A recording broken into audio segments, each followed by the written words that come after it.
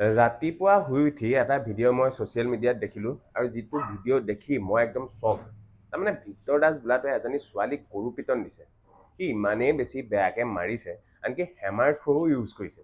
তেনেহ'লে ভাবকচোন ছোৱালীজনী কিমান দুখ পাইছে। কিন্তু মই আকৌ সেই ছোৱালীজনীৰ সপক্ষে কোৱা নাই আকৌ, কাৰণ সেইবোৰ তাহাঁতৰ নিজৰ কথা। কিন্তু এটা প্ৰশ্ন হৈ গ'ল, ভিক্টৰ দাসে যিটো কাণ্ড কৰি দেখালে সেই কাণ্ডটো গ্ৰহণযোগ্য হয়নে? মই ভিক্টৰ দাসৰ অনুৰাগীসকলক সুধিছোঁ, এজনী মহিলাক এজন পুৰুষে তেনেকৈ পিটন দিব লাগেনে? আপোনালোকে প্ৰশ্নটো উত্তৰ দিব। আপোনালোকে ভিক্টৰক একদম ফুলাম গামোচা নি পেলাই একদম বিহু প্ৰগ্ৰেমলৈও মাতে, চবে ভিক্টৰ দা ভিক্টৰ দা ভিক্টৰ দা ভিক্টৰ দা বুলি কৈ পেলাই সাৱটি ধৰি মেলি ফটো মাৰে, ভিডিঅ' বনায়, আমি দেখি আছোঁ। এতিয়া আপোনালোকে ক'ব লাগিব যে সি যিটো কাণ্ড কৰি দেখালে সেই কাণ্ডটো গ্ৰহণযোগ্য হয় নে নহয়। আপোনালোকে কয় ভিক্টৰ দাসে একদম পৰা ডাইৰেক্ট কথা খুলি কয়, তেনেহ'লে আপোনালোকে আজি খুলি ক'ব পাৰিবনে সি যিটো কাণ্ড কৰিলে সেইটো ভুল নে শুদ্ধ?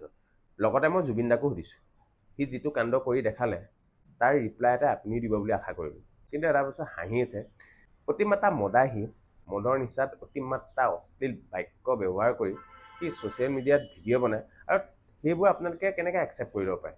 আৰু তাৰ নিচিনা মানুহ এটাক আইডল কেনেকৈ বনাব পাৰে? মদৰ নিচাত সি যি টি গায়, অতিমাত্ৰা বেয়া বেয়া শব্দ ইউজ কৰে, তাৰপাছত আপোনালোকে তাক ভাল পায়।